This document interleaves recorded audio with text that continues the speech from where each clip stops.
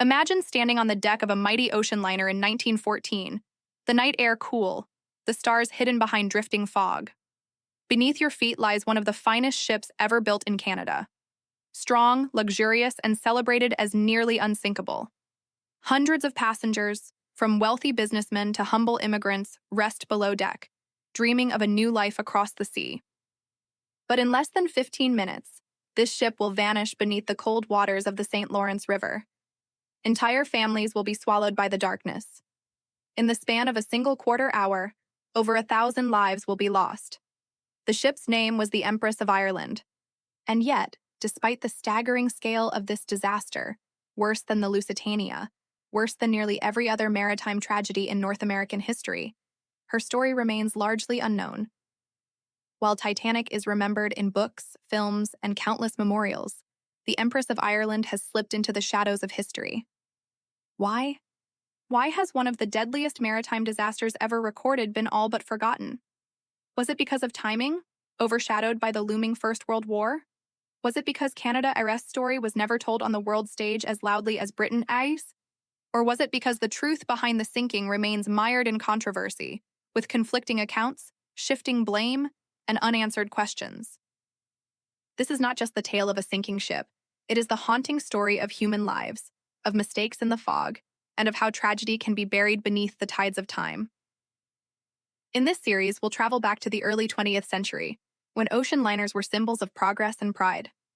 We'll walk the decks of the Empress of Ireland, meet the passengers who boarded her for that final voyage, and relive the chilling collision that sent her to the bottom in only 14 minutes. We'll hear the voices of survivors, the controversies of investigators, and finally, we'll uncover why this disaster, more deadly than the Titanic for Canadians, was overshadowed, forgotten, and nearly erased from history. This is the story of the unsinkable Empress of Ireland, a story that demands to be remembered. In the early 1900s, the age of the great ocean liners was in full swing. The Atlantic Ocean had become a highway of steel, carrying not just cargo but people, dreams, and entire futures. Every major shipping nation, Britain, Germany, the United States, boasted ships that were faster, larger, and more luxurious than the last. Canada, too, wanted its share of glory on the seas. The Canadian Pacific Railway Company, already known for its dominance across the land with trains stretching from coast to coast, looked to the ocean as the next frontier. If trains could connect the vastness of Canada's wilderness, ships could connect Canada to the world. And so, in 1906, the Empress of Ireland was born. Built by the famous Fairfield Shipbuilding Company in Scotland, she was a proud twin-screw ocean liner weighing over 14,000 tons. She stretched nearly 570 feet long, a steel giant of her age. Unlike the Titanic, which was designed for sheer grandeur, the Empress of Ireland was built with practicality and strength in mind. Her job was not to dazzle the rich with palaces at sea, but to reliably cross the Atlantic between Quebec and Liverpool, carrying both wealthy travelers and thousands of immigrants seeking new beginnings in Canada. But she was no simple workhorse. Inside, she carried elegance. First-class passengers enjoyed lavish dining rooms, richly decorated lounges, and private cabins furnished with the latest comforts. Second-class travelers experienced far more luxury than most would ever see on land. Even third-class passengers, usually families of immigrants, found themselves treated with dignity, given cleaner and more spacious quarters than on many other ships of the time. By 1906 standards, the Empress of Ireland was considered not just modern, but unsinkable. She was equipped with watertight compartments, safety features, and all the confidence of an era that believed technology could conquer the seas. After all, she sailed under the prestigious Canadian Pacific flag, a company that prided itself on safety and punctuality. Her voyages were smooth, efficient, and uneventful. For 8 years, she carried passengers across the Atlantic, businessmen, tourists, soldiers, and immigrants alike. She became a familiar and trusted sight in the port of Quebec, her black and white hull gleaming as she prepared for each voyage. To Canada, she was more than just a ship. She was a symbol of national pride, a floating ambassador that connected the young nation to Europe. To those who boarded her, she was a vessel of hope, carrying the promise of new lives, reunions, and dreams waiting on the other side of the ocean. But pride often comes before tragedy. And by 1914, the Empress of Ireland was about to enter history. Not as a triumph of Canadian engineering, but as one of the most devastating maritime disasters the world had ever seen. For nearly a decade, the Empress of Ireland carried out her duty across the icy waters of the North Atlantic. To thousands of passengers, she was not just a ship. She was a bridge between worlds. Picture the scene. A bright morning in Quebec City, the river bustling with activity, families gathered on the docks, waving handkerchiefs, their hearts full of both excitement and sorrow. Some were saying goodbye forever, while others were filled with hope for what awaited them across the sea. As the Empress's deep whistle echoed across the water, she seemed like a guardian, ready to shepherd them safely to Europe. On board, life took many forms depending on who you were. In first class, wealthy travelers dined under glowing chandeliers, seated at long tables where silverware gleamed, and menus offered the finest meals of the age: roast duck, fresh fish, rich puddings, and fine wines. Lounges were filled with the laughter of businessmen, writers, and politicians who discussed world affairs in comfort. In second class, travelers enjoyed more modest but still comfortable surroundings. Teachers, clerks, and small families shared meals in pleasant dining rooms, while children played games on deck as the salty wind whipped through their hair. In third class, life was different. These were the immigrants, families from Scandinavia, Ireland, Eastern Europe, packed with hope and determination. Their quarters were simpler, but the Empress treated them with far more respect than many liners of the time. Clean bunks, organized dining, and open-air deck space gave them dignity on their long, uncertain journey. But beyond the glamour or hardship of class divisions, there was something magical about the Empress herself. She was a ship of rhythm and routine, the steady thrum of her engines, the roll of waves against her steel hull, the endless expanse of ocean stretching in every direction. Days were filled with games on deck, church services, strolls in the cool sea air, and quiet moments of reflection as the sun sank into the horizon. By 1914, the Empress of Ireland had completed over 190 successful voyages, earning the trust of both passengers and crew. She had never suffered a major accident, and newspapers often hailed her reliability. For Canadian Pacific, she was a shining star, a vessel that had become part of the lifeblood of Canadian immigration and commerce. Yet, beneath the routine of her crossings, the seeds of tragedy were quietly waiting. Because on one fateful night in May 1914, this proud and trusted ship would meet a fate so sudden, so brutal, that even the Titanic story would pale in comparison. It was May 28, 1914. The Empress of Ireland was docked at Quebec City, preparing for yet another transatlantic crossing. For her crew, it was routine. For her passengers, it was the beginning of something life-changing. But no one standing on that deck knew they were boarding the voyage that would make history, not for triumph, but for tragedy. The ship was bustling with life. Over 1,400 souls were aboard: men, women, children, and an entire group of Salvation Army officers bound for an international congress in London. Their brass instruments gleamed in the sunlight as they played farewell hymns on the dockside, their voices carried by the wind. The atmosphere was hopeful, even festive. The Empress herself seemed ready. Her steel hull glistened, her lifeboats hung neatly in their davits, and her crew moved with the precision of experience. Captain Henry Kendall, a respected and capable officer, stood proud, unaware that his name would soon be tied forever to catastrophe. As the final gangways were pulled back, families on the pier waved their last goodbyes. Mothers clutched children tighter. Fathers held hats to their hearts.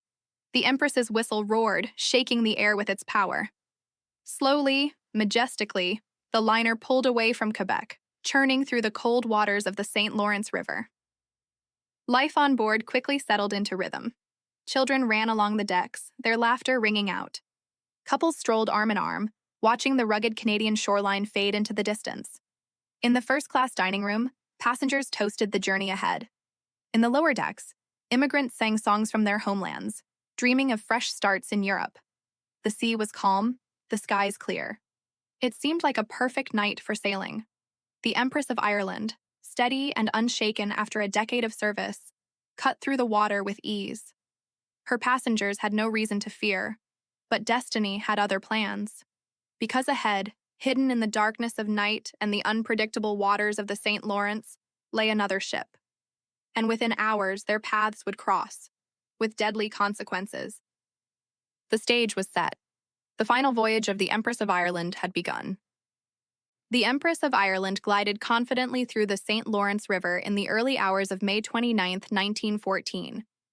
The time was shortly after 1:30 a.m.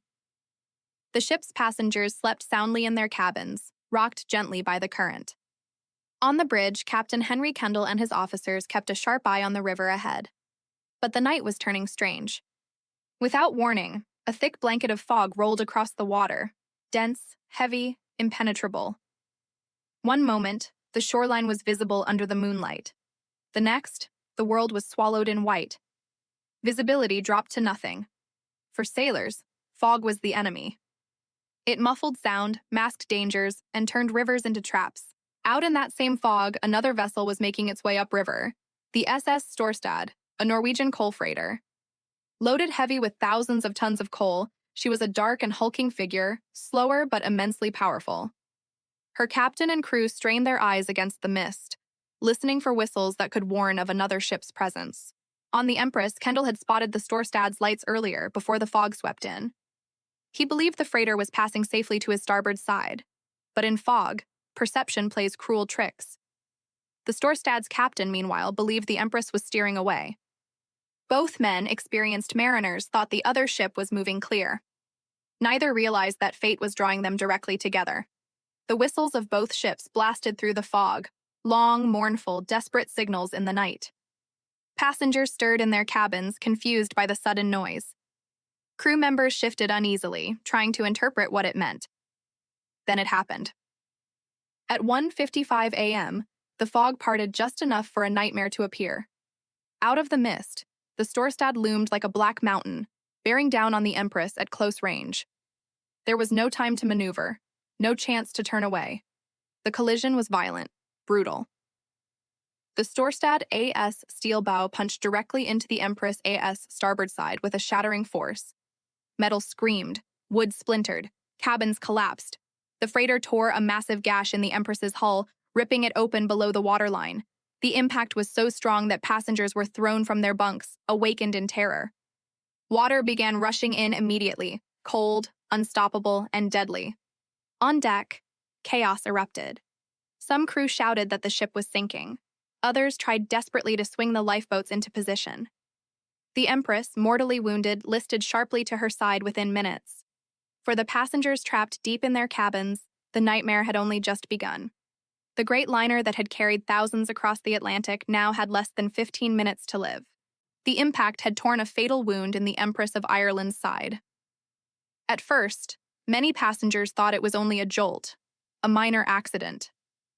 But within seconds, the truth became undeniable. The liner was taking on water at a catastrophic rate. Down in the lower decks, seawater surged through corridors with terrifying speed. Families in third class were awakened by the rush of cold water around their feet. Mothers screamed for their children. Fathers fought to push open doors now jammed by the sudden tilt of the ship. Some passengers were trapped almost instantly, the sea claiming them before they could even reach the stairwells. Above, the crew shouted frantic orders. Lifeboats were swung out, but the Empress was listing so sharply to her starboard side that many boats couldn't even be lowered. In the darkness, confusion reigned. Some believed the ship might still be saved, while others realized she was doomed. Captain Kendall, still on the bridge, ordered everyone to abandon ship. But his command came too late to change fate. The list had grown so severe that even seasoned sailors struggled to stand upright. Dishes, chairs, and luggage slid across the decks, crashing into walls. People clung to whatever they could, their screams drowned out by the roar of rushing water. In the cabins, scenes of heartbreaking desperation played out. Parents lifted their children into the arms of strangers, hoping someone, anyone, might carry them to safety. The Salvation Army Band, which had filled the ship with hymns only hours before, now faced the unthinkable. Many of its members never escaped, their instruments later found at the bottom of the river, silent forever. Above deck, lifeboats that could be launched were quickly filled, but panic spread faster than discipline. Passengers fought for places, some tumbling into the black water below. Others froze, unable to move, paralyzed by shock. In the chaos, the fog still clung to the river, muffling cries for help, sealing the Empress's fate in eerie silence.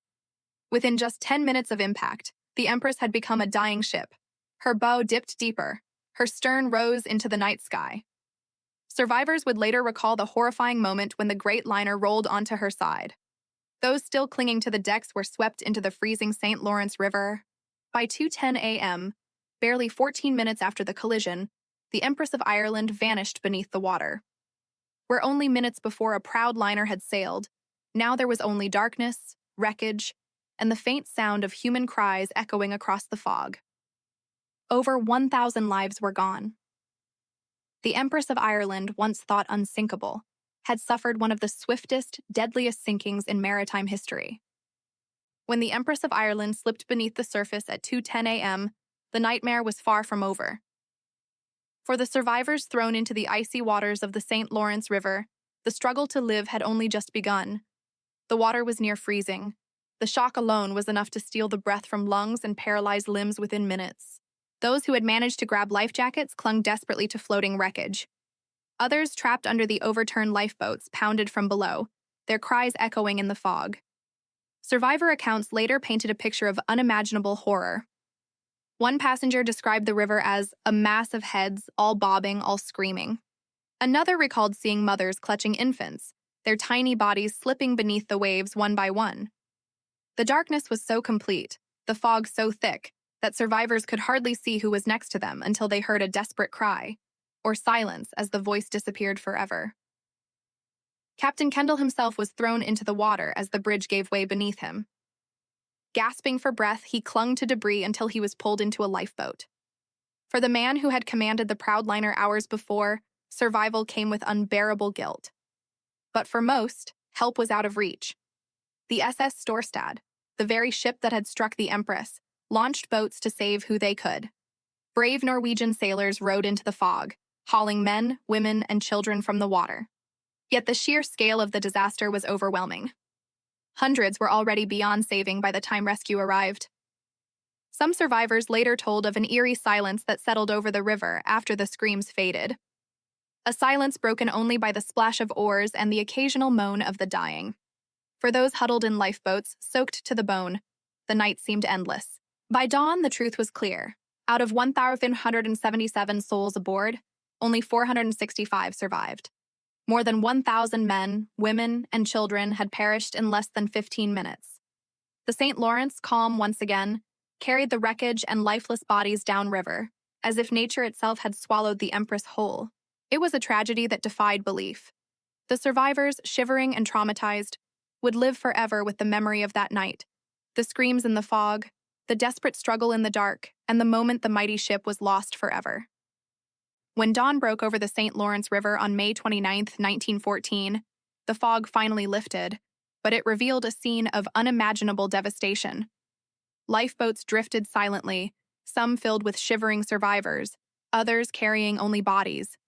Pieces of wreckage bobbed in the water, chairs, clothing, children's toys, all that was left of a once proud liner.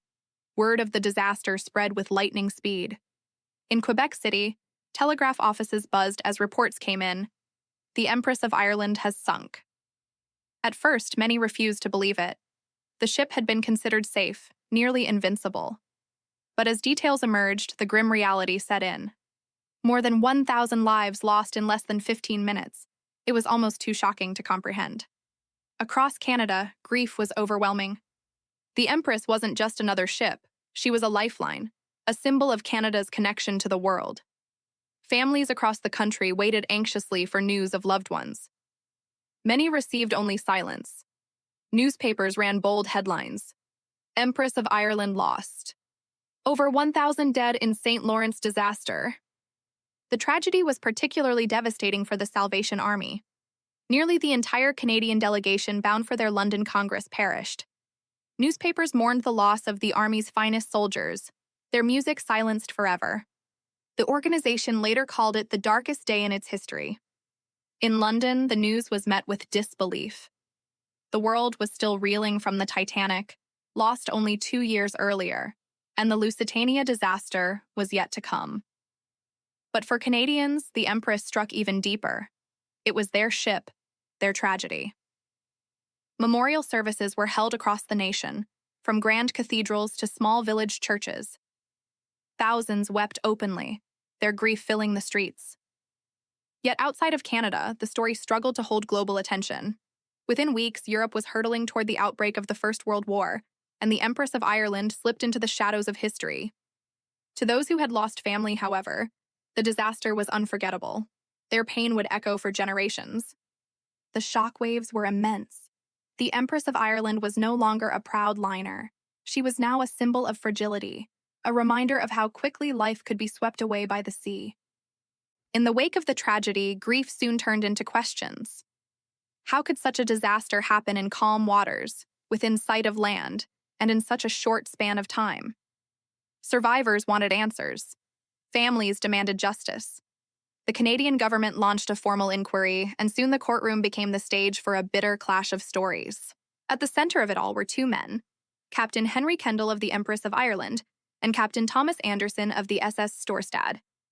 Each insisted they had done everything correctly. Each claimed the other was at fault. The inquiry revealed haunting details. Captain Kendall testified that he had seen the Storstad clearly before the fog rolled in. He insisted that his ship had been maintaining the correct course, and that the Storstad must have altered her path unexpectedly, cutting directly into the Empress's side. He argued that he had given the correct whistle signals, but that the fog had confused the Norwegian crew. Captain Anderson, however, told a different story. He claimed the Empress had changed course at the last moment, turning across the Storstad's bow. He insisted that his freighter had held steady, and that it was Kendall's misjudgment that caused the collision.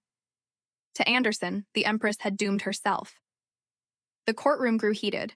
Lawyers pressed witnesses, survivors wept on the stand, and journalists filled the galleries, scribbling every word.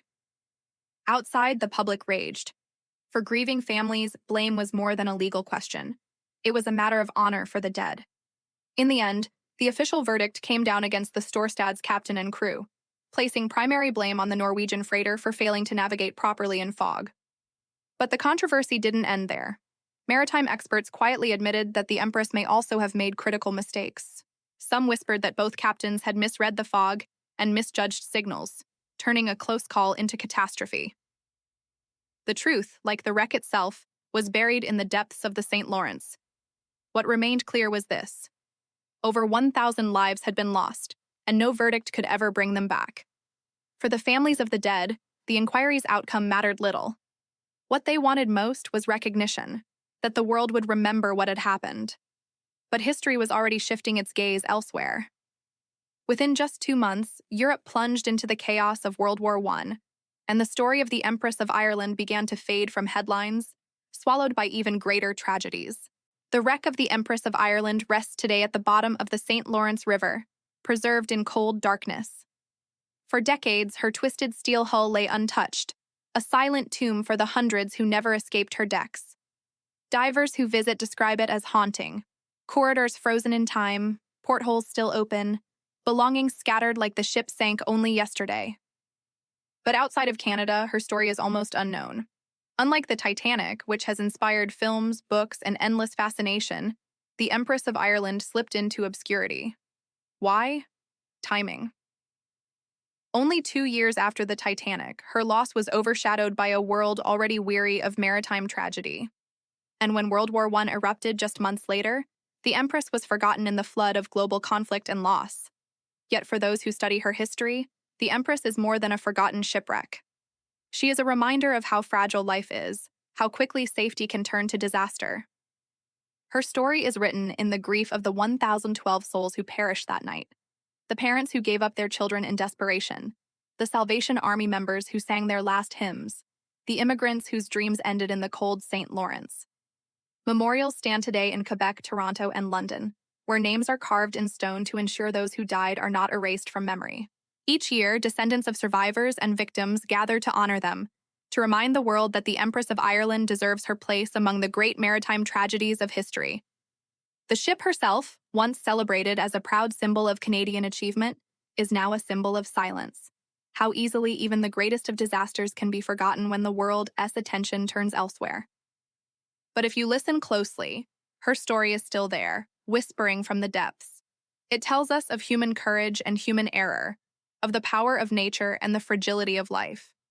It reminds us that behind every wreck lies not just steel and rivets, but human stories, dreams, hopes, and lives cut short. The Empress of Ireland was called Unsinkable. She lasted less than 15 minutes. And though the world forgot her, we remember her now, not just as a shipwreck, but as a tragedy that deserves to be told, honored, and never forgotten.